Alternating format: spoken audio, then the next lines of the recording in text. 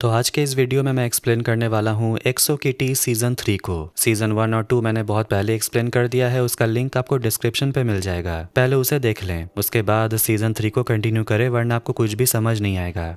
Season 3 वहीं से शुरू होती है जहां सीज़न 2 खत्म हुआ था। किटी मिन्हो से पूछती है, क्या मैं तुम्हारे साथ समर टूर पे चल सकती हूँ? मिन्हो मान जाता है। किटी को यकीन नहीं हो रहा था, तभी मिन्हो से पूछता है, क्या तुम सच में मेरे साथ टूर पे जाना चाहती हो? किटी हंसते हुए बोलती है, अरे नहीं, मैं तो ऐसे ही बोल रही थी, हम दोनों तो साथ में रह भी नहीं पाते, पूरी समर एक साथ कैसे रहेंगे? तभी वहाँ पर यूनिस आती है। वो किटी को छुट्टियों पर भूसान पर अपने प्राइवेट यॉट पर पार्टी करने के लिए इन्वाइट करती है। किटी मान जाती है और सोचती है कि बुसान में मिन्हो के साथ थोड़ा समय बिताने का मौका भी मिल जाएगा। मिन्हो किटी से बोलता है, यॉट पर जाने के लिए एक ड्रेस कोड होता है और तुम्हारी स्कर्ट बहुत अजीब है। अंदर जाकर किटी क्यू को सब कुछ बताती है। वो कहती है कि वो कितनी पागल हो गई थी कि वो सोच रही थी कि वो पूरी समर मिन्हो के साथ बिताएगी। फिर वो कहती है, मेरे पास सिर्फ 14 घंटे हैं मिन्हो को अपनी प्यार का इजहार करने के लिए, प्लीज मेरी मदद करो उसे पटाने में, तुम्हें भी मेरे साथ चलना चाहिए। क्यू कहता है, ठीक है मैं तुम्हारे साथ चलूंगा, लेकिन मेरे साथ जिन भी चलेगा। किटी बोलती है, उसके साथ तो उसकी पूरी फौज आ जाएगी। क्यू बोलता है, मैं वादा करता हूँ मैं किसी और को नहीं बुलाऊंगा।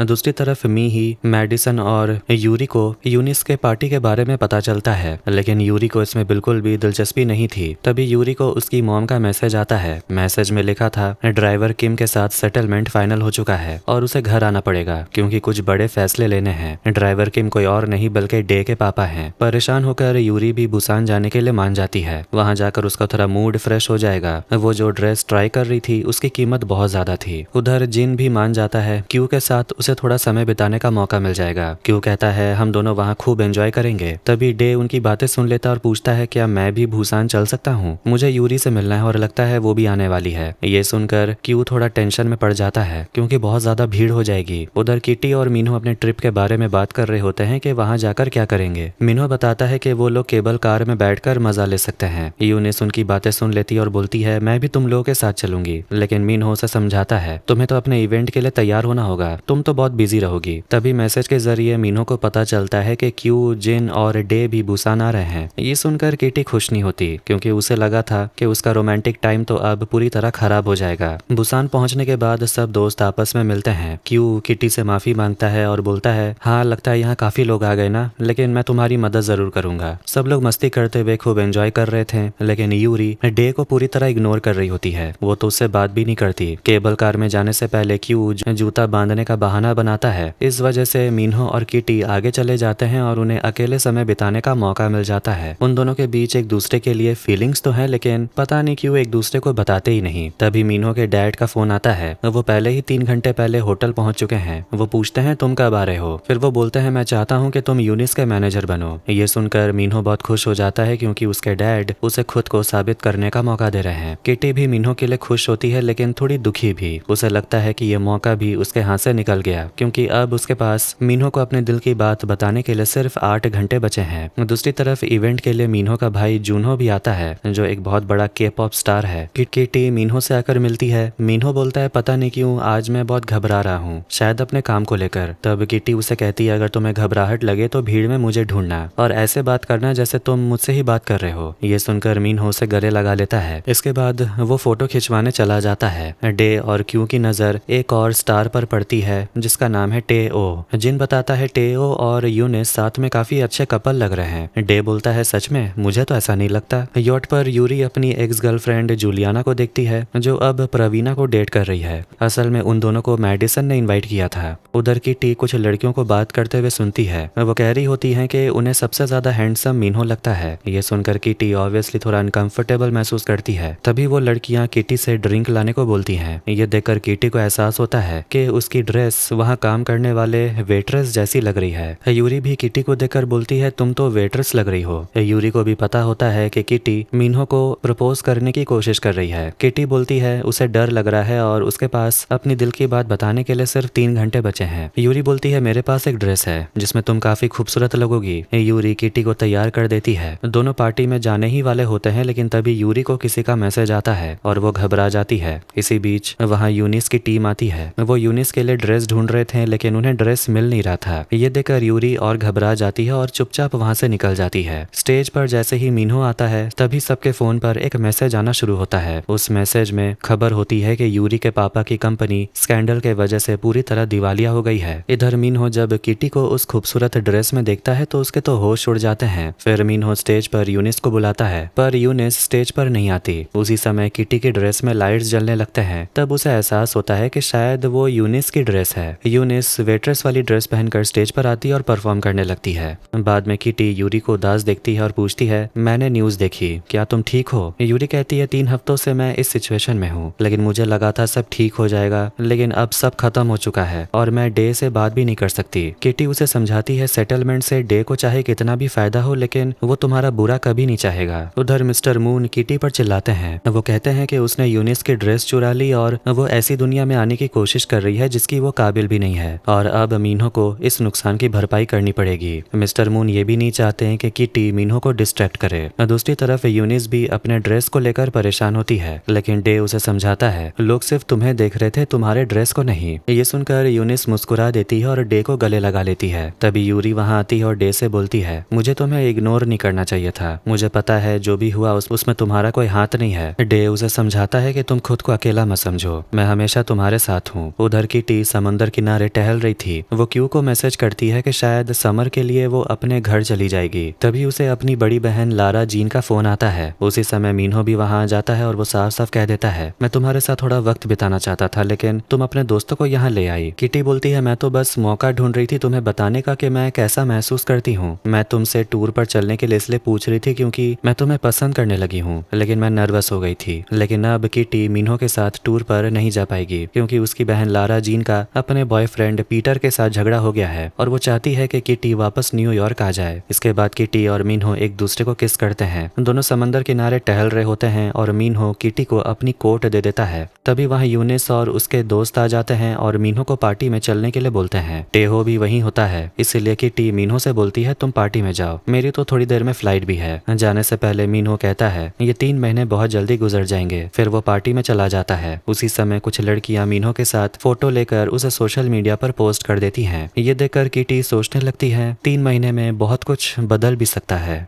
अब कहानी 3 महीने बाद की दिखाई जाती है और हम न्यूयॉर्क शहर को देखते हैं। किटी अपनी बड़ी बहन लारा जीन के साथ होती है। लारा किटी की फोटो देख रही थी और उसका इंस्टाग्राम प्रोफाइल भी चेक कर रही थी। उसे एक फोटो में किटी के हाथ के ऊपर किसी दूसरी लड़की का हाथ दिखाई देता है, लेकिन किटी बोलती है, ये तो मेरा ही हाथ है। तब लारा समझ जाती है कि किटी मीनहो को जलाने की कोशिश कर रही है। किटी बोलती है, पता नहीं, मीनहो तो हर दिन पार्टी कर रहा है और हम दोनों बात भी नहीं करते। मैं बस उसे दिखाना चाहती हूँ कि मेरी छुट्टियां भी अच्छी गुजर रही है। फिर लारा अपने बारे में बताने लगती है। वो कहती है कि उसके और पीटर के बीच भी कुछ भी कंपैटिबल नहीं है। पीटर कैलिफोर्निया में जॉब करता है और लारा किताब लिखती है और सारे पब्लिशिंग हाउस तो यहाँ न्यूयॉर्क में है, तो वो कैलिफोर्निया नहीं जा सकती। किटी उसे भरोसा दिलाती है कि सब ठीक हो जाएगा और लारा और पीटर कुछ न कुछ रास्ता निकाल ही लेंगे। लारा अपनी बहन से बोलती है, तुम चली जाओगी तो मैं तुम्हें बहुत मिस करूंगी। मीनहो के साथ तुम्हारा जो भी है उससे पहले तुम्हें यह समझना होगा कि तुम्हारी अपनी भी कोई पहचान है। बस इस साल को खुलकर जीना। किटी को यकीन नहीं हो रहा था कि अब ये उसके स्कूल का आखिरी साल है और वो इस साल बहुत कुछ करना चाहती थी। लारा किटी को अपनी किताब गिफ्ट में देती और बोलती है, बस ये आखिरी साल खुलकर जीना। तभी किटी को एक नोटिफिकेशन आता है। मीनहो ने उसके फोटो को लाइक की होती है। इसके बाद किटी कोरिया अपने स्कूल लौट आती है। वो इस साल को पूरी तरह खुलकर जीना चाहती थी, इसीलिए उसने सीनियर सनसेट लिस्ट बनाई है। ये सब वो अपने कजिन सिस्टर जीवन को बता रही थी। किटी बोलती है, सबसे पहले मुझे अपने लिए कॉलेज चुनना है, उसके बाद मुझे अपनी फैमिली के साथ चुसॉक फेस्टिवल मनाना है और मुझे अपनी बड़ी नानी से कोरियन में बात करनी है। यहाँ ये भी पता चलता है कि जीवॉन अब उसी स्कूल में टीचर बन चुकी है। जीवॉन क्लास की तैयारी करने चली जाती है। इसके बाद किटी की मुलाकात करीब 3 महीनों बाद मीनहो से होती है। तभी कहानी में मारियस की एंट्री होती है, जो मीनहो का दोस्त है। मीनहो और मारियस एक दूसरे को गले लगाते हैं और किटी भी मारियस से मिलती है। इसके बाद प्रिंसिपल किटी से बोलते हैं कि अब तुम सीनियर ईयर में आ गई हो, इसलिए पढ़ाई पर ध्यान दो, क्योंकि पढ़ाई में तुम सबसे पीछे हो। वो आगे कहते हैं कि एक्सचेंज स्टूडेंट होने के वजह से किटी में कुछ कमियां रह गई थी, लेकिन अगर उसे ग्रेजुएट होना है तो उसे यहाँ की रिक्वायरमेंट्स पूरी करनी होंगी, इसलिए वो उसे कोरियन सब्जेक्ट लेने को बोलते हैं। प्रिंसिपल बोलते हैं कि आज रात से रजिस्ट्रेशन शुरू होगा, इसलिए समय पर आ जाना। उधर मिन्हो मारियस को अपने और किटी के बीच की सिचुएशन के बारे में बता रहा होता है। तभी वहाँ बाकी दोस्त भी आ जाते हैं। डे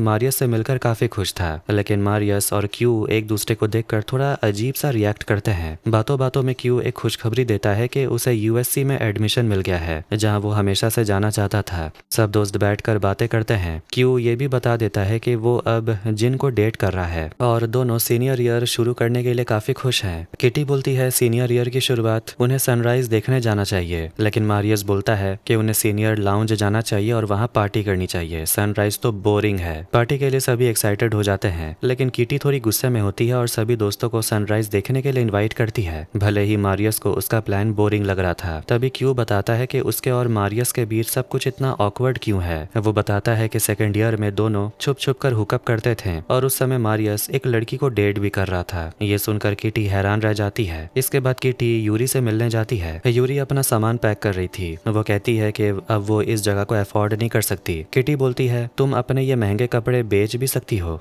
लेकिन यूरी मना करती और बोलती है मेरे पास यही सब तो है। किटी बोलती है तो क्यों ना तुम हमारे साथ हॉस्टल में रहने लगो। यूरी बताती है कि उसे ट्यूशन फीस भरने के लिए पैसे चाहिए और इन कपड़ों की फोटो अपलोड करके बेचने में काफी समय लग जाएगा। तभी किटी उसे एक सुझाव देती है, तुम मारियस की पार्टी में अपने कपड़ों की सेल लगा सकती हो, बस इंस्टाग्राम पर एक पोस्ट डाल दो। क्यू मारियस से मिलता है और उसे रिक्वेस्ट करता है क्या तुम डे के साथ शिफ्ट हो सकते हो, लेकिन मारियस क्यू के साथ ही कमरे में रहना चाहता था। उधर किटी और मिन्हो यूरी की मदद कर रहे होते हैं। मिन्हो किटी से पूछता है लगता है न्यूयॉर्क में तुम्हारी छुट्टियां काफी अच्छी बीती हैं। किटी जवाब देती है और तुमने भी तो पूरी दुनिया में खूब पार्टी की। किटी ग्रेजुएट होने को लेकर थोड़ी परेशान होती है क्योंकि उसके लिए उसे कोरियन सीखनी पड़ेगी। मिन्हो उसे समझाता है हमारे स्कूल का नाम ही किस है और के का मतलब है कोरियन, कोरियन तो पढ़ना पड़ेगा। तुम कोरियन मीडिया सब्जेक्ट ले सकती हो, उसमें बस कुछ कोरियन मूवीज देखनी होती है। मैंने और मारियस ने तो इसे फर्स्ट ईयर में ही कंप्लीट कर लिया था। अगर वो गधा कोरियन सब्जेक्ट पास कर सकता है तो तुम क्यों नहीं। इसके बाद सीनियर लाउंज में पार्टी चल रही होती है। वहाँ यूरी के महंगे कपड़ों का कलेक्शन सेल लगा हुआ था। किटी जूलियाना को बताती है हमें बस यूरी की मदद करनी है ताकि उसे इतने पैसे मिल जाएं कि वो अपने स्कूल का खर्च निकाल सके और हमारे साथ रह सके। डे यूरी को संभालने आता है क्योंकि यूरी को अपनी सारी कीमती चीजें बेचनी पड़ रही थी। यूरी कहती है अब क्या करे, ये तो बस सामान है। उधर किटी क्यू से बात करती और पूछती है क्या तुमने मारियस को अपने कमरे से बाहर निकाला। क्यू डरता है कि अगर उसने ऐसा किया तो मारियस जिन को सब कुछ बता देगा। किटी उसे समझाती है जिन तुमसे सच्चा प्यार करता है, तुम खुद उसे सच बता दो और मारियस को तुम्हें मैनिपुलेट करने मत दो। गुस्से में किटी मारियस के पास जाती है और बोलती है क्यों ना हम दोनों एक गेम खेलें, अगर मैं जीत गई तो तुम अपना रूम बदल लोगे और क्यू को हमेशा के लिए अकेला छोड़ दोगे। उधर क्यू जिन को अपने और मारियस के बारे में सब कुछ बता देता है। जिन उसकी बात समझता है और बोलता है ये तो पास्ट की बातें हैं, इन्हें भूल जाओ। दूसरी तरफ किटी और मारियस के बीच में गेम चल रहा होता है। इसी दौरान यूरी अपनी कीमती बूट्स मेडिसन को 5 लाख में बेचने के लिए मान जाती है, जबकि उसके लिए ये बहुत मुश्किल फैसला था। डे ये सब देख रहा था और उसे काफी बुरा लग रहा था। आखिर में मारियस किटी को गेम में हरा देता है। जैसे ही किटी उदास होकर बाहर आती है जीवोन उसे डांटने लगती है। जीवोन बोलती है तुम सब पार्टी कर रहे हो और ड्रिंक कर रहे हो, तुम तो अंडर एज हो। मैं तुम्हारी बहन हूँ, इसका मतलब ये नहीं कि तुम मेरा फायदा उठाओ। तुम्हारे पास 5 मिनट है, इससे पहले कि मैं प्रिंसिपल को यहाँ बुला लूँ, पार्टी जल्दी से खत्म करो। किटी अंदर जाती है और बोलती है पार्टी खत्म। ये सुनते ही सभी लोग वहाँ से भागने लगते हैं। किटी उदास होकर अपने कमरे में जा रही होती है। मिन्हो उसके पीछे जाता है। किटी बोलती है मैंने सोचा था कि इस साल को अपने हिसाब से जीऊंगी, लेकिन शुरू से ही सब कुछ मेरे खिलाफ हो रहा है। पढ़ाई में मैं पीछे हूँ और तुम भी मारियस के साथ पार्टी करने में लगे हुए हो। मिन्हो अपनी गलती मानता है और बोलता है मानता हूँ कि मैं थोड़ा बहक गया था और उसके साथ पार्टी करने लगा, लेकिन मेरे लिए भी ये सीनियर ईयर है। किटी बोलती है वही तो मैं कह रही हूँ, हमारे पास ज्यादा समय नहीं है। मुझे लगा कि हम दोस्त से कुछ ज्यादा हैं, लेकिन शायद मैं गलत थी। ये कहकर किटी उदास होकर अपने कमरे में चली जाती है। आधी रात में उसे याद आता है कि उसे अपने कोरियन क्लास के लिए रजिस्ट्रेशन करना था, लेकिन तब तक सारे इजी कोरियन क्लासेस रजिस्ट्रेशन भर चुकी होती हैं। सिर्फ कोरियन लिटरेचर बचा हुआ था, जो सबसे कठिन सब्जेक्ट होता है। सुबह होते ही यूरी किटी को छत पर आने को बोलता है। सभी दोस्त वहाँ पर इकट्ठा होते हैं। मीनो ने सभी के लिए सनराइज देखने का इंतजाम किया था। किटी ये देखकर खुश हो जाती है। यूरी खुशखबरी देती है कि वो अपना लास्ट ईयर यहीं बिताएगी। ये सब कुछ उसकी सेल के वजह से हुआ, यानी किटी के वजह से। अब यूरी जूलियाना के कमरे में रहने वाली है, जिससे शायद उसकी गर्लफ्रेंड प्रवीणा खुश नहीं थी। उधर डे यूरी के बूट्स मेडिसिन से वापस खरीद लाता है जो उसे काफी महंगे पड़े। ये देखकर यूरी डे को गले लगा लेती है। उधर क्यू मारियस को धमकी देता है, मेरे कमरे से बाहर चले जाओ, मैंने जिन को सब कुछ बता दिया है और अब मुझे किसी चीज का डर नहीं। मारियस मुस्कुराकर बोलता है, अच्छा क्या तुमने सच में सब कुछ बता दिया? जरा सोचो जिन का रिएक्शन क्या होगा जब मैं उसे वो फोटो दिखाऊंगा जो तुमने मुझे भेजा था। ये सुनकर क्यू घबरा जाता है। मारियस मुस्कुराकर बोलता है, मतलब तुमने सब कुछ नहीं बताया। क्यू गुस्से में बोलता है, किटी सही कहती थी, तुम बिल्कुल दीमक हो। उधर मिन्हो किटी को एक सिनेमैटिक किस देना चाहता था और सनराइज से अच्छा मौका क्या हो सकता था। इसके बाद सभी दोस्त सीनियर ईयर के नाम पर टोस्ट करते हैं। किटी अब बहुत खुश थी और उम्मीद करती है कि उसका ये आखिरी साल बहुत यादगार होने वाला है। लेकिन उसी समय मारियस किसी से फोन पर बात कर रहा था। वो फोन पर बोलता है, मुझे नहीं पता था तुम सोल में हो, तुम्हें बताना था कि हमारा दोस्त मिन्हो बड़ी मुसीबत में फंस गया है और सिर्फ तुम ही हो जो उसे इस मुसीबत से निकाल सकती हो।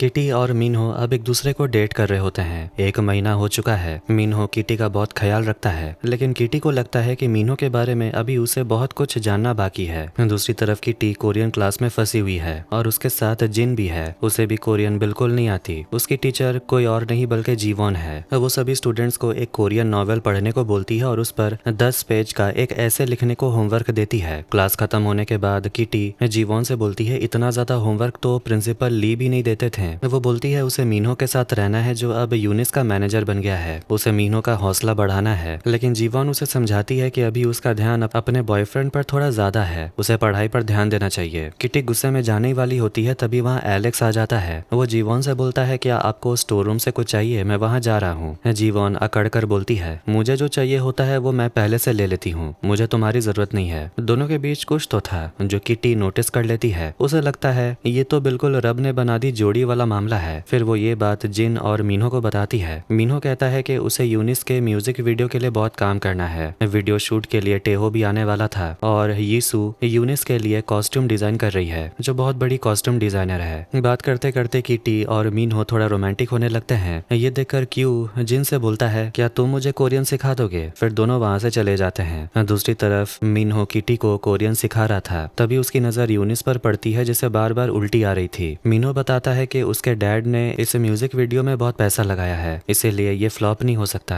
ये कहकर वो यूनिस को देखने चला जाता है। जाने से पहले वो किटी से बोलता है, क्या तुम यीशु के मैनेजर का इंतजार करोगी? वो आने ही वाली है। तभी वहाँ पर एक लड़की आती है। वो कोरियन में बात कर रही थी जिससे किटी घबरा जाती है, लेकिन शुक्र है कि उस लड़की को भी इंग्लिश आती है। थोड़ी देर में मिन्हो भी वहाँ आता है और उस लड़की से मिलता है। दोनों गले लगते हैं और कोरियन में बातें करने लगते हैं। किटी मिन्हो से पूछती है, क्या तुम इसे जानते हो? मिन्हो बताता है, इस लड़की का नाम जीजी है और ये उसकी फैमिली फ्रेंड है। तभी मारियस भी वहाँ आता है। वो जीजी से कहता है, जब मुझे पता चला तुम यीशु के साथ काम करती हो, तभी मेरे मन में ख्याल आया कि तुम ही हो जो मिन्हो को ठीक कर सकती हो और शायद तुम दोनों साथ भी हो सकते हो। इसके बाद जीजी और मिन्हो यूनिस से मिलने चले जाते हैं। किटी मारियस से जीजी के बारे में पूछती है कि क्या वो सिर्फ फैमिली फ्रेंड है। मारियस बताता है, मिन्हो की फैमिली जीजी को बहुत पसंद करती है और दोनों के बीच पहले से ही एक दूसरे के लिए फीलिंग्स भी हैं। ये सुनकर किटी थोड़ा दुखी और घबराई भी महसूस करती है। उसे डर लगने लगता है कहीं वो मिन्हो को खो ना दे। उधर जुलियाना अपनी गर्लफ्रेंड प्रवीणा से मिलती है और उसे एक एग्जीबिशन में अपने साथ चलने को बोलती है। जुलियाना के जाने के बाद प्रवीणा की नजर यूरी पर पड़ती है, जिसके पास कॉफी खरीदने के पैसे भी नहीं थे। प्रवीणा उसके लिए कॉफी ले आती है, लेकिन यूरी को ये पसंद नहीं आता। प्रवीणा उसे बोलती है कि वो एक नई शुरुआत करना चाहती है और पूछती है क्यों ना हम दोनों दोस्त बन जाएं। आखिर में यूरी कॉफी ले लेती है और उसे थैंक यू बोलती है। इसके बाद यूरी किटी से मिलती है और उसे जीजी के बारे में पूछती है। किटी अब थोड़ी घबराई हुई है क्योंकि उसे लगता है मिस्टर मून भी यही कहते हैं कि वो मिन्हो के लायक नहीं है, जबकि जीजी बिल्कुल परफेक्ट है। दोनों की पुरानी हिस्ट्री भी रह चुकी है। मिन्हो और जीजी को कोरियन भी आती है और वैसे भी पहला प्यार तो कोई नहीं भूलता। यूरी कहती है पहला प्यार जैसा कुछ नहीं होता। किटी बताती है कि जीजी यूसु के लिए पार्ट टाइम 3rd असिस्टेंट ढूंढ रही है और यूरी इसके लिए बिल्कुल परफेक्ट है, इसीलिए क्यों ना वो यूनिस के शूट पर आकर जीजी की कॉस्ट्यूम में मदद करे। यूरी आगे बोलती है, और तुम्हारे लिए मैं जीजी और मिन्हो पर नजर भी रखूंगी। किटी हंसकर बोलती है, अब दोस्त हो तो मल्टीटास्किंग तो करनी पड़ेगी। शाम को डे किटी को बताता है कि यूनिस सपोर्ट करने के लिए वो भी आने वाला है। किटी ने मिन्हो के साथ बहुत कुछ प्लान कर रखा था, लेकिन मिन्हो मना कर देता है। वो कहता है कि उसे जीजी के साथ मीटिंग करनी है क्योंकि उसने सारे कॉस्ट्यूम्स मना कर दिए हैं और अब फिर से सब कुछ नए से शुरुआत करनी होगी। और मिन्हो के पास एक बहुत बढ़िया आइडिया भी है। किटी उसे पूछती है, वैसे तुम दोनों की क्या स्टोरी है? मिन्हो बताता है, हम दोनों बचपन से दोस्त हैं। जीजी की मॉम एक एक्ट्रेस थी, इसीलिए मैं उनके साथ रेड कारपेट पर जाता था।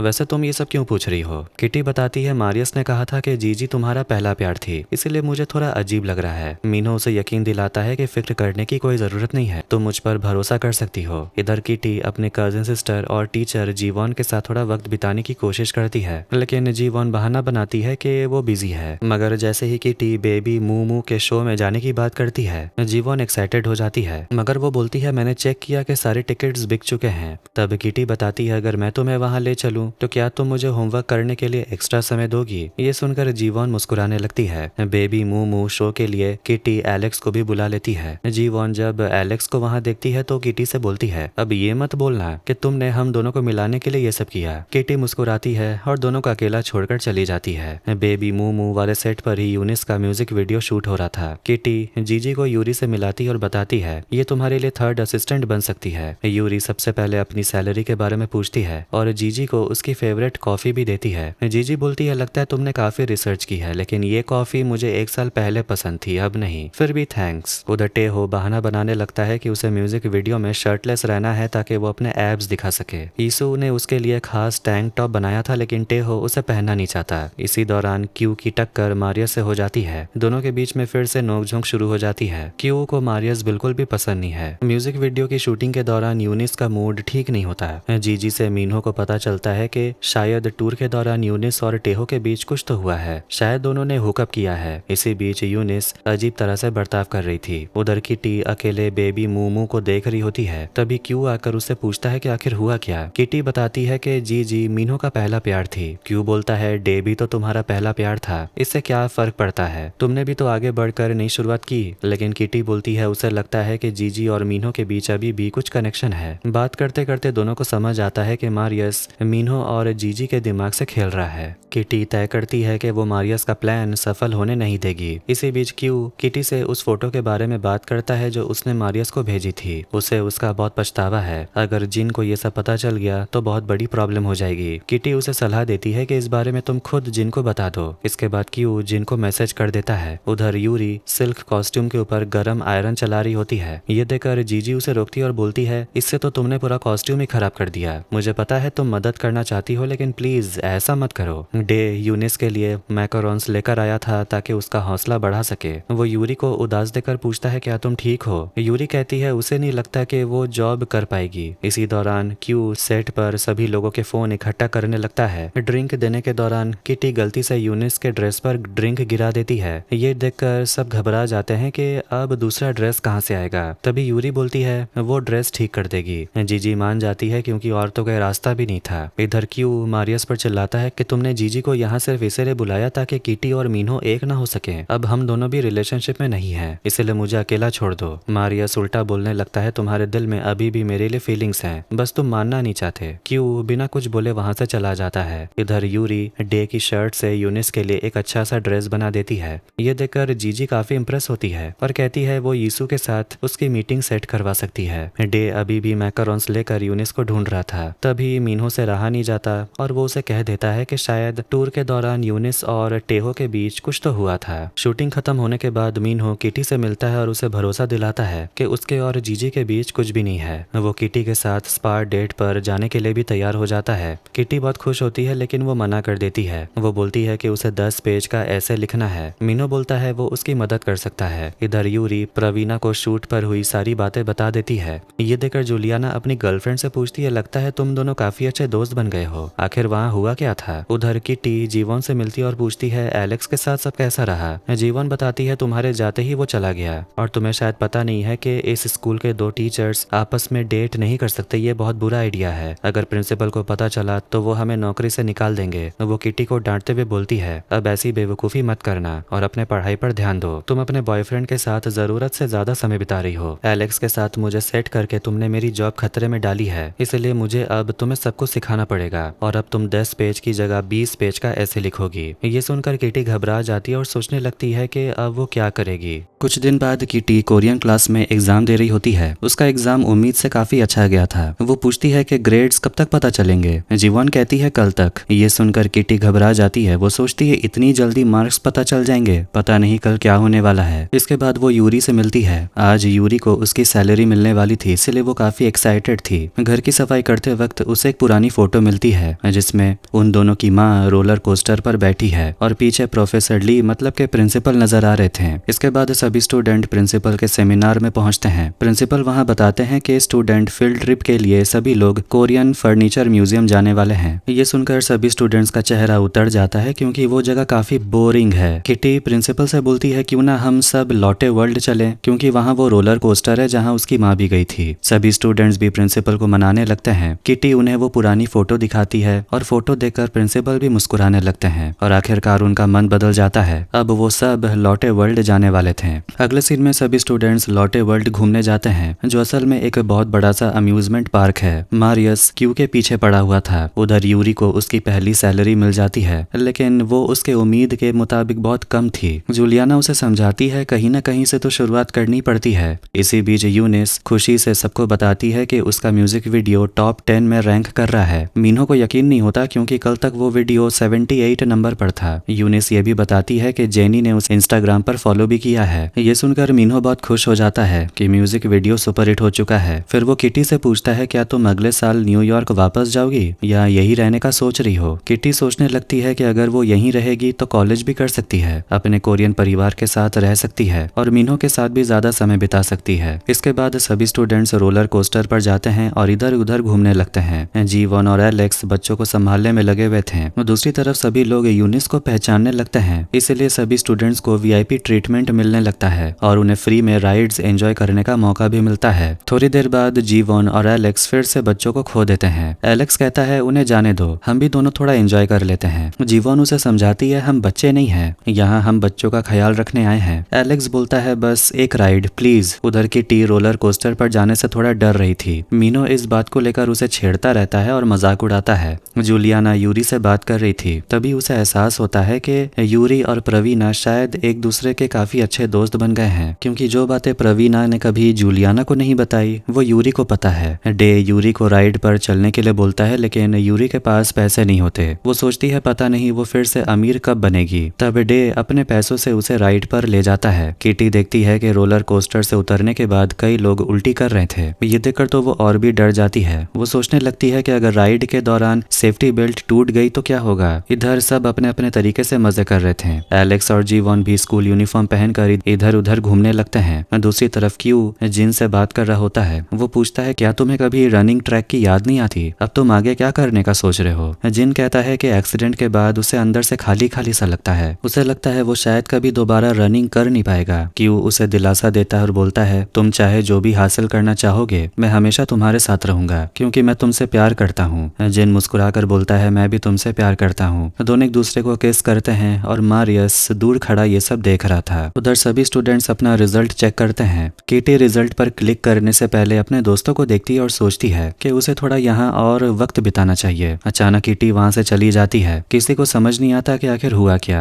बाहर उसे मारियस अकेला बैठा हुआ मिलता है। मारियस उसे समझाता है मुझे पता है तुम मुझे विलन मानती हो लेकिन मैं इतना बुरा भी नहीं हूँ। किटी बोलती है तुम्हारे काम तो वैसे ही होते हैं, जब से तुम आए हो मेरे और मीनहो के रिश्ते को बिगाड़ने में लगे हुए हो। मारियस कहता है तुम भी तो मेरे और क्यू के बीच आ रही हो। फिर वो बताता है कि हमारे बीच सब कुछ पहले से ही बिगड़ चुका था लेकिन तुम ये बात कभी नहीं समझोगी। किटी कहती है मैं समझ सकती हूँ, मैं भी पहले डे को डेट करती थी, उसके बाद मैंने यूरी को किस किया जो उस समय जूलियाना के साथ थी, फिर मैंने प्रवीणा को डेट किया। जब मैं इन सब बातों को सोचती हूँ तो लगता है इंसान अपनी गलतियों से ही तो आगे बढ़ते हैं, लेकिन अगर मैं मिड टर्म में फेल हो गई तो मुझे सोल हमेशा के लिए छोड़ना पड़ेगा। फिर कोरिया में अपना भविष्य बनाने का सपना भी खत्म हो जाएगा, लेकिन मेरे दोस्त तो यही हैं और मीनहो भी। इसीलिए हिम्मत जुटाकर किटी अपना रिजल्ट देखती है और खुश हो जाती है क्योंकि वो पास हो गई थी। खुशी खुशी में वो मीनहो को यह खबर बताने जाती है। जाने से पहले वो मारियस से कहती है कि तुम्हें समझने में मैंने थोड़ी जल्दबाजी कर दी। फिर वो मीनहो को बताती है कि वो पास हो गई। मीनहो बहुत खुश होता है और कहता है इसका मतलब अब हम सब साथ रह सकते हैं ना। इसके बाद किटी अपने दोस्तों के साथ रोलर कोस्टर पर बैठती है और राइड का मजा लेती है। राइड के बाद यूनिस को उल्टी होने लगती है और लोग उसकी फोटो लेने लगते हैं। दूसरी तरफ जीवन को एलेक्स के साथ थोड़ी बचकानी हरकतें करके काफी अच्छा लगता है, लेकिन फिर वो यूनिस का ख्याल रखने के लिए चली जाती है। इसके बाद सब लोग बस में बैठ जाते हैं। मारियस क्यू से बात करने की कोशिश करता है। वो कहता है मुझे पता है कि तुम्हें जिन पसंद है और जब से मैं आया हूँ मैं तुम्हें परेशान कर रहा हूँ, लेकिन सच यह है कि मैं अपने पास्ट से बाहर निकल नहीं पा रहा। असली वजह यह है कि मैं वापस तुम्हारी वजह से आया हूँ। उधर यूरी डे के पास आकर बैठती है। उसे परेशान देखकर बोलती है कि मुझे पता है तुम सोल नेशनल यूनिवर्सिटी जाना चाहते हो, लेकिन तुम्हारे पास और भी बहुत सारे ऑप्शन हैं। तुम्हारे तो हर सब्जेक्ट्स में ए ग्रेड मिले हैं। आज मेरे पास पैसे नहीं है, लेकिन सच कहूँ तो आज मुझे लगा कि कम पैसों में भी खुशी मिल सकती है। यूरी किटी को अपने और अपने दोस्तों की रोलर कोस्टर वाली फोटो दिखाती है, जो बिल्कुल किटी की माँ वाली फोटो जैसी लग रही थी। वापस लौटने के बाद मीनहो और किटी साथ में थोड़ा वक्त बिताने का प्लान बनाते हैं। तभी मीनहो को यूनिस का मैसेज आता है। वो उससे मिलना चाहती है और बहुत जरूरी बात बताना चाहती है। किटी मीनहो की बात समझ जाती है और उसे जाने के लिए बोलती है। आज किटी का मूड बहुत अच्छा था, क्योंकि उसने आज बहुत सारी अच्छी यादें बनाई थी जिन्हें वो कभी नहीं भूलेगी। उसे लगने लगता है कि कोरिया ही उसका अपना घर है और उसके दोस्त ही उसकी फैमिली, और मीनहो के बिना तो उसका सफर ही अधूरा है। उधर यूनिस रोते हुए मीनहो को बताती है कि शायद वो प्रेग्नेंट है। मीनहो को पेरिस की वो रात याद आ जाती है और वो यूनिस को गले लगा लेता है। तभी किटी खिड़की से ये सब देख लेती है और वो चुपचाप खड़ी रह जाती है, कुछ कर नहीं पाती। अब इसके बाद एक और मजेदार सीन देखते हैं। किटी एक पार्टी में पहुंचती है। वहां वो मीनहो और यूनिस को रोमांस करते हुए देख लेती है। किटी अंदर जाने वाली होती है, लेकिन उसे पार्टी में आने से रोक दिया जाता है। वो दूर खड़ी होकर हैरानी से देखती रहती है और तभी मीनहो और यूनिस एक दूसरे को किस करते हैं। ये देखकर किटी इतना घबरा जाती है और अचानक उसकी नींद खुल जाती है। असल में वो सब सपना देख रही थी। उसके सामने यूरी बैठी होती है। यूरी भी उसकी बातें सुनकर बोलती, आजकल तुम बहुत अजीब अजीब बातें सोच रही हो। किटी बताती है कल रात उसने मीनहो को यूनिस के साथ देखा था। दोनों एक दूसरे से गले मिले हुए थे और वो दोस्त की तरह नहीं बल्कि कुछ ज्यादा ही करीब लग रहे थे। यूरी कहती है शायद तुम जरूरत से ज्यादा सोच रही हो। तभी यूरी के पास यीशु का मैसेज आता है और वो उसे मीटिंग के लिए अपने ऑफिस बुलाती है। चूसॉक फेस्टिवल के लिए 3 दिन की छुट्टी चल रही थी, लेकिन यूरी को छुट्टी की चिंता नहीं थी। वो फिलहाल अपने करियर पर ध्यान देना चाहती थी। इधर चूसॉक फेस्टिवल आने वाला था। जीवॉन किटी को मैसेज करके बताती है कि नानी फेस्टिवल पर आ नहीं पाएगी। उसी समय क्यू किटी से मिलने आता है। वो बताता है कि कल उसने अपनी दिल की बात जिन को बता दी। किटी तुरंत पूछती है क्या तुमने फोटो वाली बात भी बता दी। ये सुनकर क्यू बात को घुमाने लगता है और साफ जवाब नहीं देता। इसके बाद किटी हिम्मत जुटाकर मीनहो के कमरे में जाती है। वहाँ उसे यूनिस के बड़े बड़े कट आउट्स रखे हुए दिखते हैं। किटी सीधे मीनहो से पूछ लेती है क्या तुम कल यूनिस के साथ थे, लेकिन मीनहो जवाब देने के बजाय किटी को चूसॉक के लिए गिफ्ट देता है। वो एक खूबसूरत नेकलेस होता है जो किटी को काफी पसंद आता है। मीनहो बताता है कि वो चूसॉक फेस्टिवल को अपनी एनिवर्सरी मानता है, क्योंकि इसी दिन उनके रिश्ते की शुरुआत हुई थी। फिर दोनों एक दूसरे को किस करते हैं। इसके बाद मीनहो पूछता है क्या तुम मुझसे कुछ पूछने आई थी। किटी बोलती है उसे मीनहो की मदद चाहिए। वो बताती है कि नानी माँ चूसॉक के लिए आ नहीं सकती, लेकिन वो उन्हें फोन करके हैप्पी चूसॉक कहना चाहती है। उसकी कोरियन अच्छी नहीं है, इसीलिए वो मीनहो से मदद मांगती है। दूसरी तरफ यूरी यीशु से मिलने उसके ऑफिस जाती है। जैसा कि पहले बताया, यीशु एक बहुत बड़ी डिजाइनर है, लेकिन हर जगह 3 दिन की छुट्टी चल रही थी, इसलिए कोई भी उस दिन ऑफिस आया नहीं था। इस वजह से यीशु यूरी को अपना कुत्ता संभालने के लिए दे देती है, क्योंकि वो भी खुद 3 दिन की छुट्टी पर जा रही थी। ये देखकर यूरी सोचती है कि वो कहाँ फंस गई। शाम के समय यूरी डे के रेस्टोरेंट में पहुंचती है। वहाँ उसकी मुलाकात डे की छोटी बहन बोरा से होती है। फिर वहाँ मिस्टर किम भी आते हैं। वो मुस्कुराकर यूरी से मिलते हैं और बताते हैं कि यह रेस्टोरेंट खुल पाना तुम्हारे परिवार की वजह से ही पॉसिबल हुआ है। यूरी के बैग में वही कुत्ता छुपा हुआ था। यूरी बताती है ये उसके बॉस का कुत्ता है और उन्होंने इसे उसकी जिम्मेदारी दी है। डे तुरंत बोलता है कि तुम यहाँ कुत्ता नहीं ला सकती, अभी अभी इंस्पेक्शन खत्म हुआ है, अगर पकड़े गए तो रेस्टोरेंट बंद हो जाएगा, इसीलिए बस ध्यान रखना कि यह कुत्ता किसी की नजर में न आए। उधर क्यू जिन को अपनी माँ से मिलवाता है, लेकिन तभी वहाँ सब कुछ बिगाड़ने के लिए मारियस भी पहुंच जाता है। क्यू की माँ बस क्यू और मारियस की बातें करते रहती है। थोड़ी देर बाद वहाँ किटी, जीवॉन और मीनहो भी पहुंच जाते हैं और रेस्टोरेंट की बहुत तारीफ करते हैं, लेकिन अभी एक और मेहमान आना बाकी है। जीवॉन किटी को देखकर बोलती है अब ये मत बोलना कि तुमने एलेक्स को भी यहाँ बुला लिया, लेकिन ऐसा नहीं था। दरअसल वहाँ नानी माँ पहुंच जाती है। वो सबसे मुस्कुराकर मिलती है, लेकिन जीवॉन से थोड़ी अपसेट थी और फिर मीनहो के साथ अंदर चली जाती है। तब जीवॉन बताती है कि उसने नानी माँ को जानबूझकर यहाँ नहीं बुलाया, क्योंकि नानी माँ नहीं चाहती कि जीवॉन सोल में रहकर यहाँ स्कूल में पढ़ाए। इसी बात को लेकर दोनों के बीच पहले भी काफी झगड़ा हुआ था, तब से दोनों आपस में बात नहीं कर रहे हैं। जीवॉन कहती है कि उसने ये बात किटी को इसलिए नहीं बताई क्योंकि वो उसे परेशान नहीं करना चाहती थी। खाने के टेबल पर किटी के कहने पर मीनहो नानी माँ को समझाने की कोशिश करता है कि जीवॉन बहुत अच्छी टीचर है, लेकिन नानी माँ तो उल्टा जीवॉन पर ही गुस्सा करने लगती है। वो कहती है इतनी दूर आकर पढ़ाने की क्या जरूरत, बग जीवन में बच्चे नहीं है क्या, अगर तुम घर पर रहती तो मुझे ज्यादा अच्छा लगता। दूसरी तरफ क्यू की माँ अपने बेटे पर गुस्सा कर रही होती है। क्यू के सारे सब्जेक्ट्स में ए ग्रेड मिला है, लेकिन केमिस्ट्री में उसे B+ मिला। इसी वजह से उसकी माँ काफी नाराज थी। वो मारिया से पूछती है तुम गर्मी की छुट्टियों में क्या करने वाले हो? मारियस कहता है वो अपने पापा के कंपनी में इंटर्नशिप करेगा। ये सुनकर क्यू की माँ बोलती है चलो कम से कम कोई तो है जो अपने करियर को लेकर थोड़ा सीरियस है। ये सुनकर जिन से रहा नहीं जाता।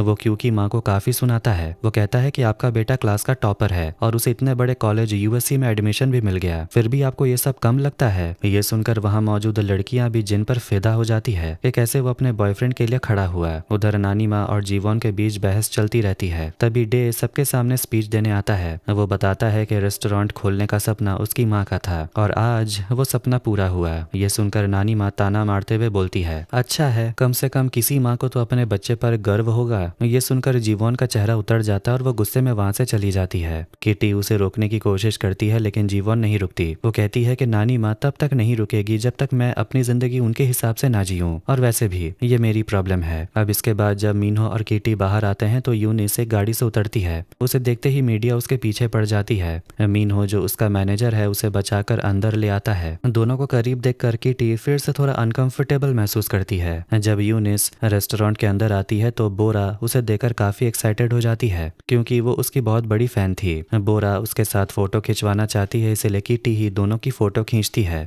उधर यूरी अचानक देखती है कि यीशु का कुत्ता उसके बैग से निकलकर भाग गया था। वो घबरा जाती है। तभी जूलियाना कहती है कि तुम बाहर जाकर देखो, हम लोग यहीं ढूंढते हैं। इसी बीच यूनिस मीनहो से अकेले बात करती है। वो बहुत ज्यादा घबराई हुई थी क्योंकि उसे समझ नहीं आ रहा कि वो अपनी प्रेगनेंसी के बारे में किसे बताए। मीनहो उसे कहता है कि इस बारे में किसी को मत बताना। उधर यूरी छुप कर उनकी सारी बातें सुन लेती है। जब यूरी वापस अंदर आती है तो जूलियाना बताती है कि कुत्ता मिल गया और वो उसे वापस दे देती है। इसके बाद यूरी और किटी वॉशरूम में जाते हैं जहां यूनिस पहले से मौजूद थी और रो रही थी। वो जल्दी से बाहर निकल आती है। तभी किटी और यूरी को वहां प्रेगनेंसी किट मिलती है जिसमें पॉजिटिव रिजल्ट आया था। ये देखकर उन्हें समझ आ जाता है कि यूनिस प्रेग्नेंट है। ये सोचकर किटी घबरा जाती है। उसे समझ नहीं आता कि यूनिस और मीनहो के बीच क्या चल रहा है, इसलिए वो सीधे मीनहो से बात करने चली जाती है और उसे पूछती है क्या यूनिस प्रेग्नेंट है। ये सुनकर मीनहो घबरा जाता है। वो सच बताने ही वाला था लेकिन उससे पहले ही किटी को लगने लगता है कि यूनिस को प्रेग्नेंट करने वाला मीनहो ही है, इसलिए किटी बहुत गुस्सा हो जाती है। अंदर से वो पूरी तरह टूट चुकी थी।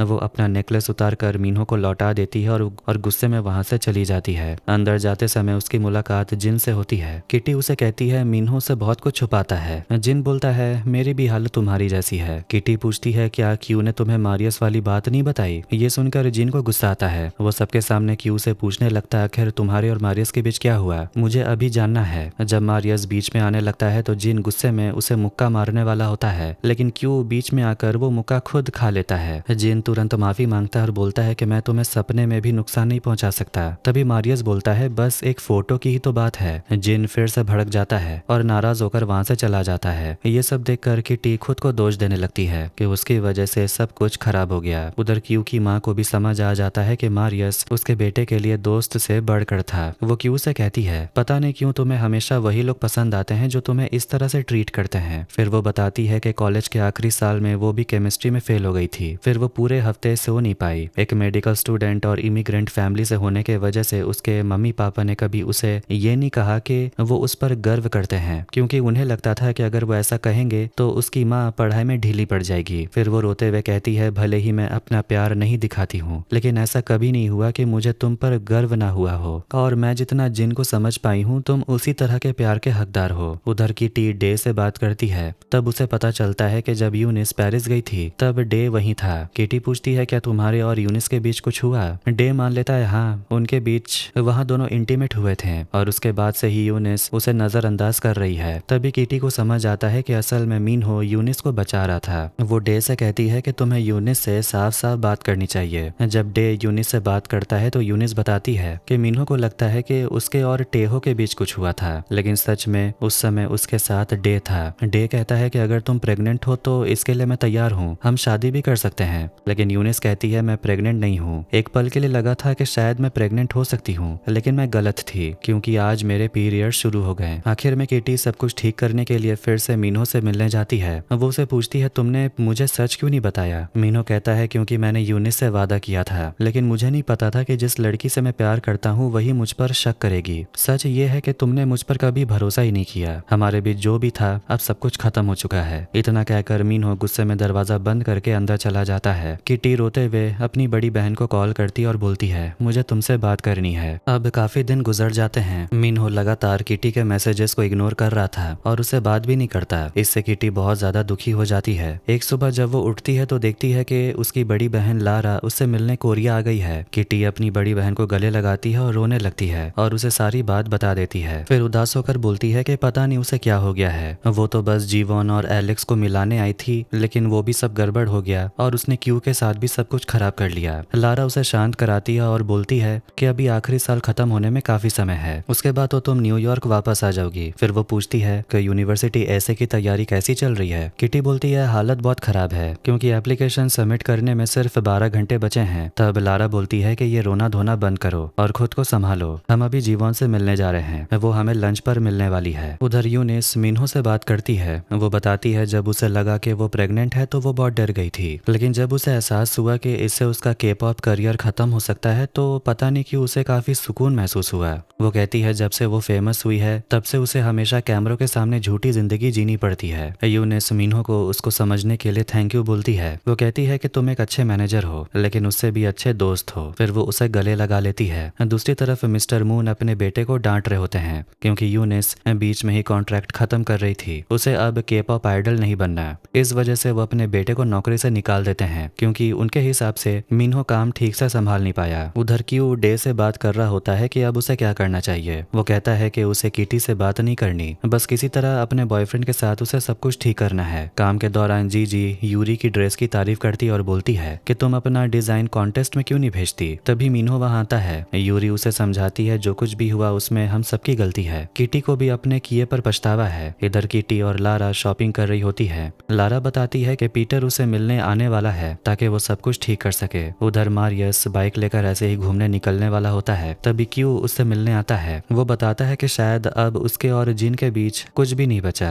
ये सुनकर मारियस उसे अपने साथ राइड पर चलने को बोलता है। दूसरी तरफ यूरी की दोस्ती जूलियाना और प्रवीणा से काफी अच्छी हो जाती है। यहाँ तक कि प्रवीणा यूरी के लिए सोफी नाम की लड़की के साथ एक डेट भी सेट कर देती है। इधर तीनों बहनें लंच पर मिलती हैं। लारा बताती है कि उसने अपने नॉवल पर काम पूरा कर लिया है। तभी अचानक वो अपने प्रेग्नेंट बॉस की बात करती है। ये सुनते ही अचानक जीवॉन अजीब तरह से बिहेव करने लगती है और फिर उठकर वॉशरूम चली जाती है। ये देखकर किटी को थोड़ा अजीब लगता है। तभी उसे याद आता है कि उसे वॉशरूम में एक प्रेगनेंसी किट मिला था जिसमें पॉजिटिव रिजल्ट आया था। तभी उसे शक होता है कि शायद वो यूनिस की नहीं बल्कि जीवॉन की थी। उधर क्यू और मारियस उस जगह जाते हैं जहाँ वो अक्सर पहले जाया करते थे। वहाँ वो दोनों बहुत सारी बातें करते हैं, लेकिन क्यू साफ मना कर देता है कि अब उनके बीच कुछ भी नहीं हो सकता। इधर जीजी और मिन्हो रॉक क्लाइंबिंग कर रहे थे। जीजी को भी पता होता है कि किटी और मिन्हो के बीच क्या हुआ। जीजी बोलती है मुझे पता है किटी से गलती हुई, लेकिन इसका मतलब ये नहीं कि उसकी फीलिंग्स गलत है। वो कहती है कि तुम्हारी जो दुनिया है, रेड कारपेट्स, के पॉप स्टार्स, उसे किसी को भी डर लग सकता है। मुझे नहीं पता तुम दोनों के बीच क्या हुआ,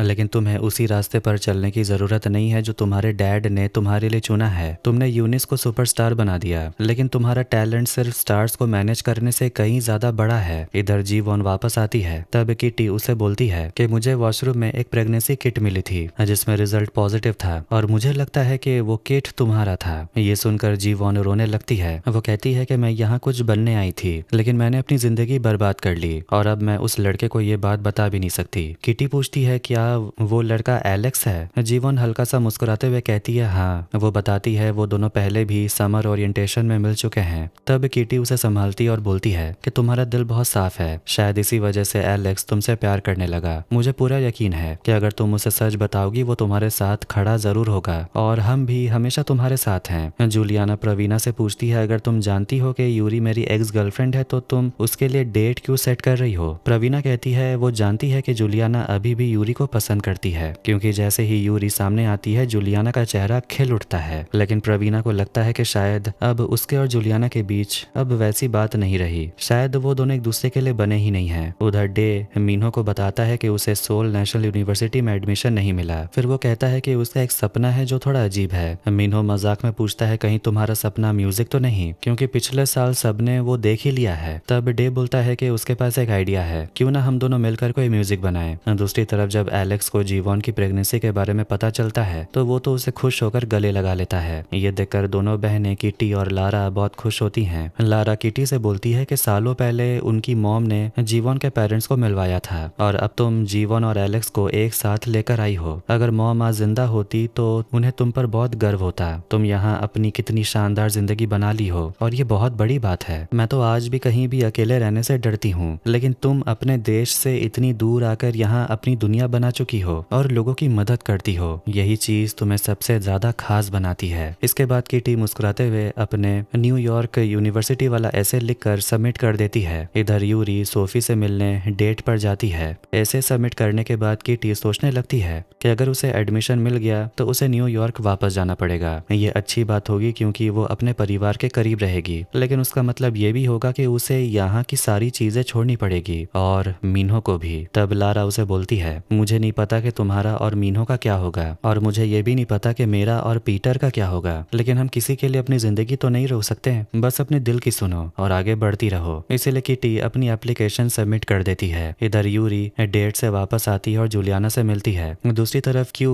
जिन से मिलने आता है। वो उसे सब कुछ सच सच बता देता है और बोलता है कि उसे बस एक बार गलती हो गई थी। जिन बोलता है, मुझसे वादा करो कि अब से तुम मुझसे कुछ भी छुपाओगे नहीं। लेकिन तभी क्यू बताता है कि वो अभी मारियस के साथ राइड पर गया था। जिन फिर से भड़क जाता है। वो कहता है कि मैं हमेशा इन प्यार व्यार वाले चक्करों से दूर रहता था, लेकिन तुम्हारी वजह से मैंने खुद को बदल लिया। अब मैं दोबारा ऐसा नहीं करूंगा। अगली सुबह लारा के जाने का समय हो जाता है। दोनों बहनें गले मिलती हैं और किटी अपने क्लासेस के लिए चली जाती है। तभी मीनहो लारा से मिलने आता है। वो पूछता है किटी कैसी है। लारा बोलती है, वो बिल्कुल ठीक है। मुझे लगा था कि मैं उसकी मदद करने आई हूँ, लेकिन जाते जाते तो वो मेरी इंस्पिरेशन बन गई। वो जिस किसी के साथ होती है उसके साथ अच्छा ही होता है। मीनहो मुस्कुराकर बोलता है, किटी वैसी ही है। इसके बाद लारा वापस न्यूयॉर्क चली जाती है। उसी दिन किटी देखती है कि मैडिसन और मीही के बीच भी झगड़ा हो गया था और दोनों एक दूसरे से बात भी नहीं कर रही। जिन क्यू को अभी भी इग्नोर कर रहा होता है। किटी क्यू से मिलने आती है, लेकिन क्यू उससे कहता है कि तुम तो मुझसे दूर ही रहो। किटी बोलती है, मैंने जो कुछ भी किया मेरा ऐसा इरादा नहीं था। क्यू जवाब देता है, मुझे भी जिन से कुछ भी छुपाना नहीं चाहिए था। उसे ये भी पता है कि किटी और मीनहो का ब्रेकअप हो गया है। फिर वो हंसते हुए कहता है कि उसे किटी की बहुत याद आती थी। इसके बाद दोनों गले लगते हैं और अपनी दुश्मनी खत्म करते हैं। किटी बताती है कि उसने न्यूयॉर्क यूनिवर्सिटी के लिए एप्लीकेशन भर दिया। ये सुनकर क्यू खुश हो जाता है कि यहाँ स्कूल के बाद दोनों अमेरिका में ही रहेंगे। लेकिन फिर किटी सोचने लगती है कि बाकी सबके साथ क्या हो गया है और सब लोग इतने दुखी क्यों हैं। तभी वो तय करती है कि उसे ही कुछ करना पड़ेगा। सबसे पहले वो यूरी से मिलने जाती है। यूरी भी बहुत सैड होती है क्योंकि उसके डिजाइन्स रिजेक्ट कर दिए गए थे और उसे अब दोबारा काम करने के लिए कहा गया है। उसे समझ नहीं आ रहा कि अब क्या करें। किटी उसे समझाती है कि अब तुम पुरानी अमीर यूरी नहीं रही, तुम्हें अपने नए डिजाइन्स पर ध्यान देना चाहिए और चिंता मत करो, ये फैशन शो तो होकर रहेगा और तुम इसे जीतोगी भी। इसके बाद किटी एक प्लान बनाती है कि वो अपने सारे दोस्तों को इकट्ठा करेगी ताकि सब मिलकर यूरी की मदद करें और उसके डिजाइन्स को पूरी दुनिया के सामने ला सकें। सबसे पहले वो मारियस के पास जाती है, फिर क्यू के पास और उसके बाद बाकी दोस्तों से भी बात करती है। तभी डे उसे पूछता है, क्या मीनहो भी आने वाला है? हम सब चाहते हैं कि तुम दोनों फिर से एक हो जाओ। किटी बोलती है उसने मीनहो को मैसेज भेजा था लेकिन उसने रिप्लाई नहीं किया। उधर मीनहो अपने स्टूडियो में बैठकर गाना बना रहा था। डे उसे मिलने जाता और बोलता है, लगता है तुम यहाँ खुद को बंद करके किसी को अवॉइड कर रहे हो। मीनहो बोलता है, मैं किटी को इग्नोर नहीं कर रहा, वो अपनी दुनिया में खुश है और मैं यहीं खुश हूँ। तब डे बोलता है कि अगर तुम डेडलाइन में काम करोगे तो शायद अच्छी म्यूजिक बना पाओ। यूरी को फैशन वीक के लिए म्यूजिक चाहिए और वो भी सिर्फ 2 दिनों में, और शायद तुम उसकी मदद कर सकते हो। अगले दिन किटी देखती है कि सारे दोस्त यूरी की मदद तो कर रहे हैं लेकिन आपस में बात ही नहीं कर रहे हैं। किटी सबको समझाने की कोशिश करती है लेकिन सब बहुत गुस्से में होते हैं और कोई किसी की बात सुनना ही नहीं चाहता। तभी यूरी किटी से पूछती है, तुम बताओ तुम मीनहो के साथ पैचअप कब कर रही हो? किटी बोलती है, लगता नहीं है कि जल्दी होगा। यूरी साफ नहीं बताती लेकिन इतना जरूर कहती है कि एक पुराना दोस्त म्यूजिक में उसकी मदद कर रहा है। फिर वो कहती है उसके पास तो मॉडल्स भी नहीं है, हम फैशन शो करेंगे कैसे? तभी यूरी को आइडिया आता है कि उसके दोस्त ही उसकी मदद कर सकते हैं। जब सब तैयार हो रहे होते हैं तो जिन और मारियस कपड़ों को लेकर झगड़ने लगते हैं और उसी दौरान एक कपड़ा फट जाता है। ये देखकर यूरी घबरा जाती है लेकिन तभी उसे एक आइडिया आता है और इस फटे हुए कपड़े का भी इस्तेमाल किया जा सकता है और एक नया लुक दिया जा सकता है। इधर किटी जानबूझकर क्यू, जिन और मारियस के कपड़े आपस में बदल देती है ताकि उन्हें मजबूर होकर एक दूसरे से बात करनी पड़े। फिर तीनों अपने मन की बात करते हैं। मारियस साफ कह देता है कि जब से मैं यहाँ आया हूँ तब से मैं तुम दोनों को देख रहा हूँ। क्यू मुझे पसंद करता है लेकिन उस बाइक राइड के बाद मुझे समझ आ गया कि हमारे बीच कुछ भी नहीं है। इसके बाद क्यू जिन से माफी मांगता है। उधर मी ही और मैडिसन भी आपस में बात करती हैं और वो सब साथ में छुट्टी पर जाने का प्लान बनाते हैं और उनके बीच भी अब सब कुछ ठीक हो जाता है। दूसरी तरफ मीनहो गाना बनाकर डे को देता है और उम्मीद करता है कि ये म्यूजिक यूरी को पसंद आएगा। किटी उस म्यूजिक वाले इंसान का इंतजार कर रही थी, तभी डे मीनहो को अंदर लेकर आता है। किटी और मीनहो एक दूसरे को देखते ही भड़क जाते हैं और अपने दोस्तों से पूछते हैं कि तुम लोग का क्या प्लान है। तब डे और यूरी बाहर चले जाते हैं और बोलते हैं कि तुम दोनों के बीच जो भी प्रॉब्लम है उसे ठीक करो। किटी बोलती है मैं पहले भी माफी मांग चुकी हूँ। मीनहो बोलता है मैं बस ये चाहता था कि तुम मुझ पर भरोसा करो। मेरे परिवार में कोई भी मुझ पर भरोसा नहीं करता। मुझे एक और ऐसे इंसान की जरूरत नहीं थी। तुम्हारे भाई बहन कितने अच्छे हैं, तुम उनसे खुलकर बात कर पाती हो, लेकिन मेरे भाई बहन तो मेरा फोन तक नहीं उठाते। मेरी माँ मुझसे दूर रहती है और मेरे पापा मुझे बेइज्जत करने का एक मौका नहीं छोड़ते और अब मुझे लगता है शायद हमारे बीच पहले जैसा सब कुछ ठीक नहीं हो सकता। किटी बाहर आती है और यूरी से मिलती है जो काफी उदास खड़ी थी। यूरी कहती है कि यहाँ वही लोग हैं जिन्होंने मुझे तब देखा था जब मैं अमीर थी। अब अगर उन्होंने मुझे ऐसे देखा तो शायद मेरा मजाक उड़ाएंगे। किटी बोलती है लेकिन ये भी तो सोचो कि तुम अब कितनी आगे पहुंच चुकी हो। यूरी जवाब देती है लेकिन ये सब मैंने अकेले नहीं किया। किटी मुस्कुराकर कहती है अकेले तो कोई भी कुछ नहीं कर सकता। हमारे दोस्त हमारे साथ हैं क्योंकि उन्हें तुम पर भरोसा है। खैर इसके बाद फैशन वीक शुरू होता है। यूरी के दोस्त उसके बनाए हुए कपड़े पहनकर रैंप वॉक करते हैं। जब किटी आती है तो मीनहो उसे देखता ही रह जाता है। अब आखिर में रिजल्ट की बारी आती है और यीशु यूरी को अवार्ड देती है। यूरी खुश होकर किटी को गले लगाकर थैंक यू बोलती है, कहती है ये सब तुम्हारी वजह से हुआ। थोड़ी देर बाद यूलियाना यूरी से मिलने आती है। यूरी उसे थैंक यू कहती है और बताती है कि उसके डिजाइन्स में मदद करने के लिए वो उसकी बहुत शुक्रगुजार है। जूलियाना कहती है मुझे समय मिल गया था क्योंकि मेरा और प्रवीणा का ब्रेकअप हो गया, लेकिन अब हम दोस्त हैं। यूरी पूछती है आखिर हुआ क्या। जूलियाना बताती है क्योंकि उसे समझ आ गया कि मेरे दिल में किसी और के लिए फीलिंग्स हैं और शायद वो फीलिंग्स यूरी के लिए थी। उधर जी मीनहो से मिलती है और बोलती है मैंने सुना है यूरी के फैशन शो के लिए म्यूजिक तुमने बनाया था और वो काफी अच्छा था। फिर वो किटी को देखकर बोलती है कि उसने सिर्फ एक बार तुम्हारा साथ नहीं दिया, लेकिन जब जब तुम कमजोर महसूस कर रहे थे तब तब वो तुम्हारे साथ थी। वो ऐसी ही है, वो सबको एक साथ लेकर चलती है। क्या तुम सच में उसे खोना चाहते हो। मीनहो कहता है नहीं, बस समझ नहीं आता कि दोबारा शुरुआत कैसे करूं। जीजी मुस्कुराकर बोलती है तो अपनी ईगो को साइड में रखो। उधर किटी खुश होती है कि उसके सारे दोस्त फिर से एक साथ आ गए हैं। तभी मीनहो उससे मिलने आता है। वो अपनी दिल की बात कहने वाला होता है कि तभी किटी के फोन पर मैसेज आता है उसका न्यूयॉर्क यूनिवर्सिटी में एडमिशन हो गया था। ये सुनकर दोनों काफी खुश होते हैं, लेकिन इसका मतलब ये भी होता है कि किटी को न्यूयॉर्क वापस जाना पड़ेगा। इसी वजह से मीनहो अपनी दिल की बात किटी को नहीं बताता क्योंकि उसे लगता है कि अगर उसने ऐसा किया तो शायद किटी अपने सपने छोड़कर कोरिया में रुक जाएगी। अब इसके अगले सीन में किटी और यूरी को स्पा में देखते हैं। तभी किटी को उसके डैड का मैसेज आता है। उसके डैड ने किटी को उसके बर्थडे के लिए कुछ पैसे भेजे हैं, क्रिसमस पर घर आने के लिए पैसे भेजे हैं और यूनिवर्सिटी डिपॉजिट के लिए भी पैसे ट्रांसफर किए होते हैं। किटी ये सब देखकर काफी खुश होती है। वो यूरी से पूछती है क्या तुम्हारे और जूलियाना के बीच कुछ हुआ। यूरी हंसकर कहती है कुछ भी नहीं, अगर कुछ होता तो मैं अभी खुशी से आसमान पर होती। इसके बाद किटी अपने 18वें जन्मदिन के लिए प्लान बनाने लगती है। उसने अपने लिए एक नई ड्रेस भी खरीद ली है। किटी डे से मिलने जाती है और पूछती है क्या तुम मेरे बर्थडे पार्टी पर आओगे। डे कहता है कि उसे रेस्टोरेंट में बहुत काम है इसलिए वो नहीं आ पाएगा। क्यू भी आने से मना कर देता है, वो कहता है उसे भी जरूरी काम है। अब किटी सोचने लगती है अजीब है, आखिर सब लोग पार्टी में आने से मना क्यों कर रहे हैं। तभी उसे समझ आ जाता है कि शायद सब लोग मिलकर उसके लिए कोई सरप्राइज पार्टी प्लान कर रहे हैं। क्यू मुस्कुराकर बोलता है तुम हमेशा सब कुछ समझ जाती हो, अब पूछना बंद करो वरना सारा मजा खत्म हो जाएगा, बस इंतजार करो। मीनहो भी आने से मना कर देता है, बोलता है कि ठंड की छुट्टियां हैं इसलिए वो अपनी मॉम से मिलने जा रहा है और पार्टी में आ नहीं पाएगा। ये सुनकर किटी उदास होकर वहां से चली जाती है। उधर मारियस उनकी बातें सुन रहा था। वो मीनहो से पूछता है तुम अपनी दिल की बात उसे कब बताओगे। मीनहो कहता है मैं फैशन शो वाले दिन सब बताना चाहता था, लेकिन तभी उसे यूनिवर्सिटी से मेल आया। अब ये सब मायने नहीं रखता, उसने अपना फ्यूचर तय कर लिया है और वो खुश है। तभी मीनहो को यूनिस का मैसेज आता है जो उसे मिलना चाहती है। उधर एलेक्स किटी को प्रिंसिपल से बात करते हुए देखता है। उसे लगता है शायद उसके डैड को सब पता चल गया है,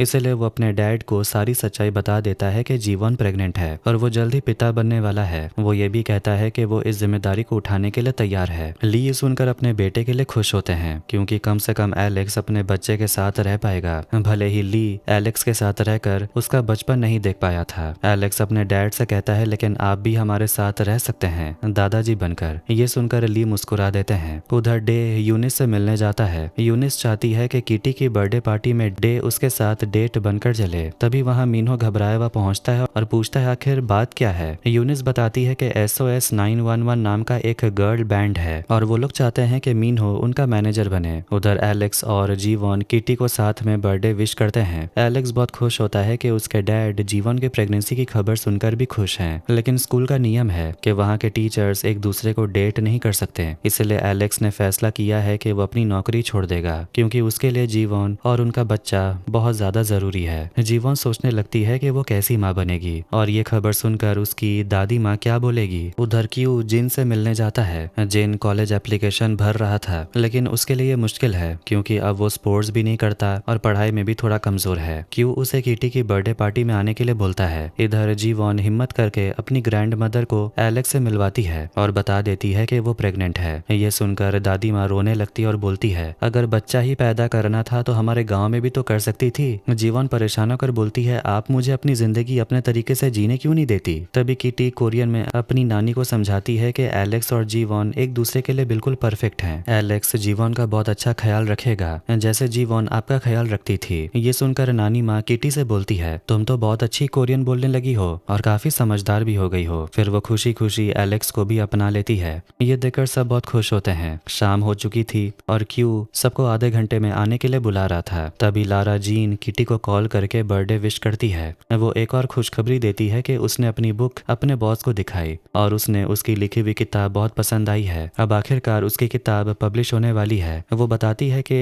किताब वो अपनी मॉम के लिए डेडिकेट करेगी और इस किताब का पार्ट 2 किटी के नाम करेगी। साथ ही वो ये भी बताती है कि उसके और पीटर के बीच अब सब कुछ ठीक हो चुका है। इसके बाद क्यू किटी को लेकर पार्टी में आता है जहाँ सब लोग उसे सरप्राइज देते हैं। मिन्हो भी पार्टी में आता है। उसे देखकर किटी चौंक जाती है। क्यू मारियस से पूछता है क्या तुम अपने डैड के साथ इंटर्नशिप करने वाले हो। मारियस कहता है नहीं, मैंने सोचा कि यहीं रहकर स्कूल के आखिरी कुछ वक्त का मजा लूं। तब क्यू उसे बोलता है कि मुझे तुम्हारी मदद चाहिए। इसके बाद सब मिलकर पार्टी में डांस करते हैं। फिर गिफ्ट्स देने की बारी आती है। सबके गिफ्ट्स देखकर किटी बहुत इमोशनल हो जाती है। इसके बाद सब मिलकर फोटो खिंचवाते हैं। क्यू जिन से मिलता है और बोलता है तुम मारियस के डैड की कंपनी में इंटर्नशिप कर सकते हो। मारियस भी चाहता है कि सब कुछ ठीक हो जाए और मैं भी यही चाहता हूँ। जिन बोलता है मेरी स्कूल के कुछ स्टूडेंट से बात चल रही है जिनकी खुद की कंपनी है, इसलिए मदद के लिए थैंक्स, लेकिन मुझे जो भी करना है अपने दम पर करना है। उधर यूरी जूलियाना से मिलती है। अब यूरी आखिरकार अपने इस सफर का मजा लेने लगी है। जूलियाना ये देखकर बहुत इम्प्रेस होती है कि यूरी खुद को इतनी दूर तक ले आई है। फिर दोनों साथ में डांस करने चले जाते हैं। मिन्हो किटी से डांस के लिए पूछता है। दोनों साथ में डांस करते हैं। मिन्हो बताता है मैं अपनी मॉम से मिलने लॉस एंजलिस जाने वाला था, लेकिन फिर मैंने सोचा कि यहाँ रहना ज्यादा सही होगा। फिर वो पूछता है तुमने इतनी जल्दी न्यूयॉर्क यूनिवर्सिटी में रजिस्ट्रेशन कैसे कर लिया। किटी बताती है क्योंकि उस वक्त हमारा ब्रेकअप चल रहा था, इसलिए डिसीजन लेना आसान था। मिन्हो बोलता है कि SOS 911 नाम का एक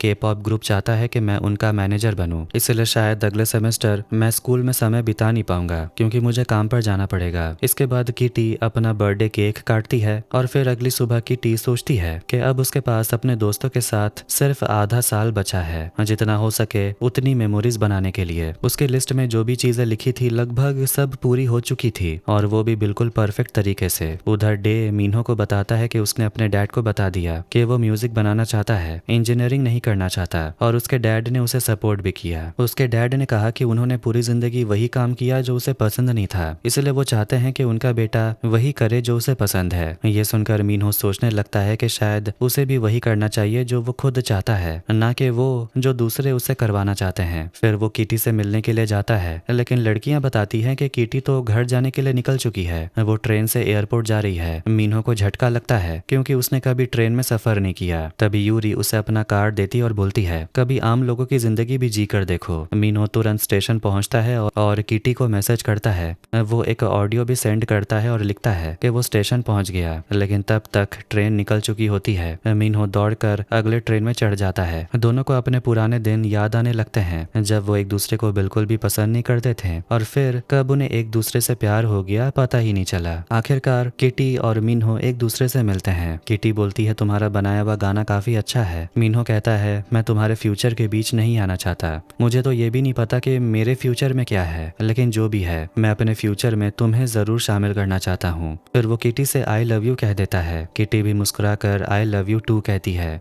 दोनों एक दूसरे को किस करते हैं। इसके बाद दोनों साथ में अमेरिका जाने के लिए प्लेन में बैठते हैं। मीनो कहता है वो पहले भी लारा जीन से मिल चुका है और वो काफी अच्छी है। किटी हंसकर कहती है तो फिर तुम्हें मेरे डैड से मिलना चाहिए, तब तुम्हें पता चलेगा। खैर इसी के साथ एक्सो किटी सीजन 3 यहीं पर एंड हो जाती है। तो कैसा लगा आज का वीडियो कमेंट करके जरूर बताएं। वीडियो पसंद आया तो वीडियो को लाइक कर दें, चैनल को भी सब्सक्राइब कर दें। मिलते हैं नेक्स्ट वीडियो में। Take care.